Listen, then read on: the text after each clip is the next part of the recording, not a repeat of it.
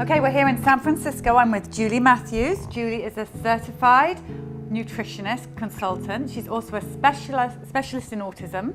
And we're going to be making bean burgers today. Absolutely. You know, I really find that beans have so many nutritional properties, but lots of kids don't like beans. They don't like the smushy texture, and so we're going to make beans. They don't look very nice either. Yeah, beans are just a little bit odd for people, especially picky eaters. So we're going to make beans fun and have a good texture and flavor to them.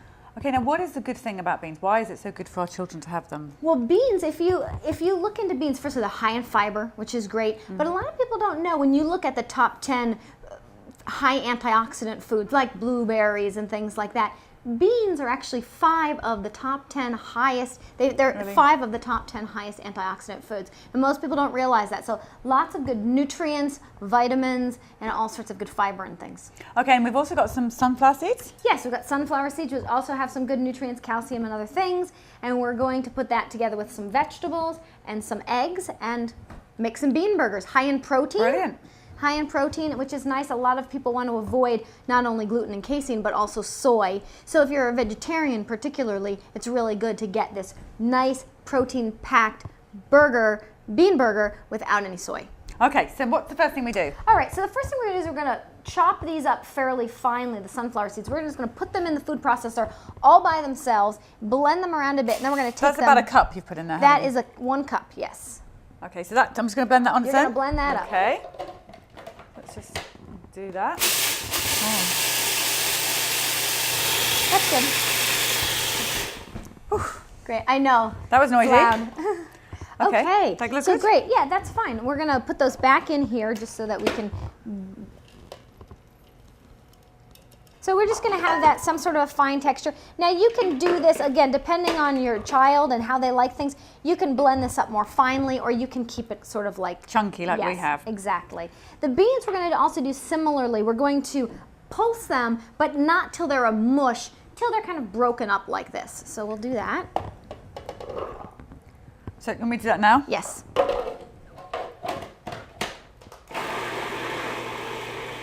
That's probably good. We'll stop Okay. that. A little bit of mush. So let's just see. Yep. Yeah. So let's. Oops. All right. That's good. That's Okay. perfect. So where are we going to put this? We're going to put that in the bowl, Main bowl. and we're just going to So actually. this is mushed up beans. Yep, it's just mushed up beans. If you don't mush them at all, then they don't hold the texture as well. So doing the beans is going to help with the texture. Okay. All right, so you can see that. You can use any sort of beans that you'd like. One of the important things, though, is really to soak your beans before you cook with them. You know, a lot of people say beans make you gassy and all of that. We want to make sure we soak them first. And soak them literally overnight or something. Yeah, soak them in water overnight. So if you took about a cup of beans, once you soak them, and then cook them, you probably end up with about 2.5 cups later, which is about what we have right here. But yeah, that's really going to help remove the inflammatory compounds and the digestive inhibitors that a lot of people find a problem with beans. So, But when a parent's going to buy them, what kind of beans are they asking for? okay, so when you're going to buy them, you want to buy some just dry beans, organic beans from Right. the store. You want to make sure that obviously they're not cross-contaminated any with other scoops that might have gotten gluten or something in them. And you're just looking for any kind of beans that you decide that you want to cook up. Okay, so take them, soak them overnight, and then Soak they're them ready to overnight. go. Yep, fill them so that they're covered with water, soak them for 8 hours, drain them off, rinse them a bit, drain them again, and then they're good to go. Fabulous. Oh, I'm sorry. Then what we're going to do is we're going to cook them. Then once we cook them, they're good to go. So we soak them, then we cook them. So these are ready to eat How long if have you wanted cooked them to. for? You cook them for about 30 minutes or so. You'll notice that when you soak things, you can cook them for a little bit less. So depending on the bean, it could be longer, could be 45 minutes or a little more. Depends on the bean. Okay, fabulous. All Now, right, so so what are we we got going to do? our We got our beans in there. Yep, and then we're going to add everything else. So we'll add our sunflower seeds. So there's a cup of chopped up sunflower seeds. Yes, and then we're going to add, we have 2 different types of vegetables. We have a 1/2 cup of kale, and at the bottom here we have a 1/2 cup of zucchini. So we're just going to dump all that in. You can use any vegetables you have. You can, I like You carrots. are a fan. fan, aren't you? Yeah. We've got kale in quite a few Yes, of your recipes. I do. I try to put kale in as many things as I can. I just feel like it has so much good calcium and iron and good nutrients and folic acid and things that are that kids with autism really need, and people, just all of us, could use more of. So I try to sneak kale in. And I find if you make it finely chopped enough, they don't really even notice. Now, if you have a super picky eater, then you'd probably puree it into a fine puree before adding it. Well, we don't use kale, so that's something I'm certainly going to get into when I get back home. Great. So what about this onion now? So we're going to add the onion as well. Okay, this is a whole onion being we can, beautifully chopped by me. Yep, that's lovely. And salt. And we're going to add a little salt. Yeah. Pinch. Yes. Okay, of this salt, and just remind everybody, this salt is Himalayan salt. That's right. It's not the bleachy white salt that Julie does not recommend from the supermarket. Exactly. And again, if you find that your child is more of a picky eater, you probably chop the onion more finely. Yeah. You could even use onion powder. That kind of We've thing. We've done this quite harsh. Yeah, just rough, that Yep, whole thing. yep. So what you're saying is really mince it up into, so they just can't see anything. If that's they're really usually picky. yes, exactly. Even pureeing it if you need to, if that's the case. And then we're going to add some eggs. We're going to add 4 eggs to this. You really need the eggs to make sure that it binds together. If you go to flip your burger and your burgers do not flip, they crumble, then it means you need more egg. Okay. So, you know, sometimes it's a little bit of an experiment with the first 1 or 2 until you get it right, but that is kind of the secret. If you have crumbly burgers, it means you need more eggs. Okay, so you're putting 4 eggs. Organic eggs Yes. into.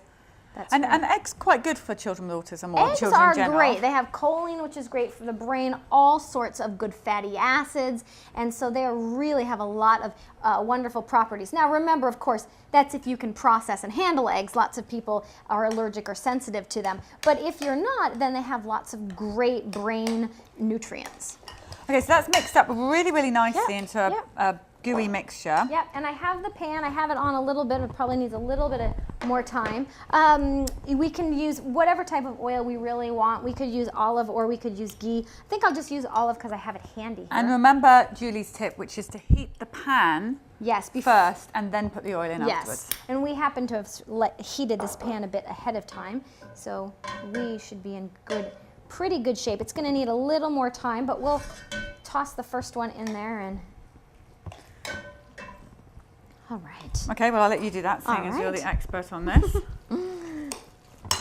And you can also, if you want, you can let this sit for a little bit and it kind of firms up a little bit if you want to do that. But we are just going to make it straight away here.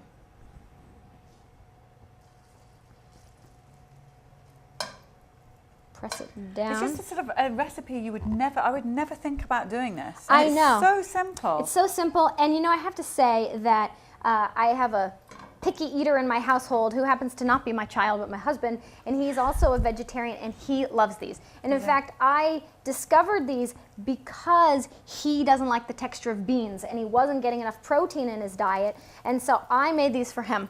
And then they just turned out to be great for those with autism because they really also benefit by the same sort of texture challenges and things like that. Well, because that's the interesting thing. It's not just the child with autism that's a picky eater. There's Yes. other members of the family that are as well. And they Absolutely. need their nutrients as much Definitely. as a child. And with that in mind, autism mothers and fathers, you need to look after yourself, because unless we're healthy, you have no chance of being able to look after your That's child right. with autism. That's so right. Try some of Julie's recipes Yes, on and yourself. as you're making these, make some for yourself so that you have some. These I find do a great job. They don't have to be hot.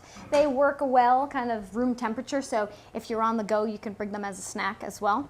Okay, so they're looking really good Yes, now. they're getting to a point where we can flip them. And I don't know, it might be hard to tell, but they do have some nice structure. You'll notice that it did not break when it flipped over. So you know you got your egg right when you have a nice flip. And what I do is that when I make these for my family, they look good. They look great. And when I make these for my family, I make whatever we're gonna have for dinner, but I make usually a double or a triple batch, and then I cook them all up over the course of the next, 30 or 40 minutes after dinner's done, and I freeze them all, putting some paper in between each of them so that my husband can pull out what he wants and just heat it up for lunch, heat it up for dinner. It's a really fast and easy way to have these available when you want them. I'm really impressed at the way they look. They look like those nutty burgers that you can buy in the supermarkets, which we know are not particularly good for you. Correct. And you know every ingredient that's in here, you know that it's gluten-free, and you're going to use better ingredients than you would otherwise. And again, free of soy, which is really Now, why is soy such a problem? Soy is also very inflammatory to the digestive system, just like gluten and dairy are. And so for a lot of people, they just don't tolerate soy very well. There's, you know, other things about it as well in terms of how it can affect the thyroid and the endocrine system. But for most of the kids, it's really the digestive issue. Because I have to say, I think this is interesting. This is something that actually parents should think about. And that is when you take your child off gluten and casein and you substitute it for soy and you say the gluten and casein is not working, it's probably because you've got another food in there that's antagonizing them as much as before. Yes, yes. Okay. So that's what we're going to avoid by having these great bean burgers. Okay. And there you go. You got your bean burger, and you'll notice, look at the texture. I mean, it is really solid, really very solid. So here we go. They look good. I can see most children will love it. Let's see what they taste like. Again, it's gonna be hot. Yes. Boiling, in fact. Well, while we're waiting for that to cool down, don't forget you can get all these recipes in Julie's book. You can get that off Julie's website, Nourishing Hope, or you can go to the media channel, Autism Media channel there, and we'll have a link on there to go to that. Right, let's see if we can taste this. That's really nice. Good flavor. I really like that.